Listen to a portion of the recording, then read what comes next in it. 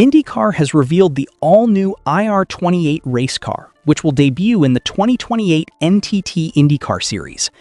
Developed by Dallara, the new chassis replaces the IR-18 platform and introduces major aerodynamic, mechanical, and hybrid powertrain updates.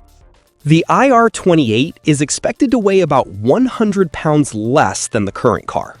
Power comes from new 2.4-liter twin-turbocharged V6 engines from Chevrolet and Honda, producing up to 760 horsepower, paired with a battery-based hybrid system that stores roughly 14 times more energy, while reducing weight by about 20 pounds.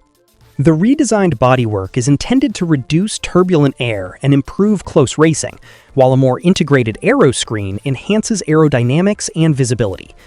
Additional updates include electronically adjustable anti-roll bars, a new suspension system, digital position displays, transparent engine cover windows, and stronger safety structures.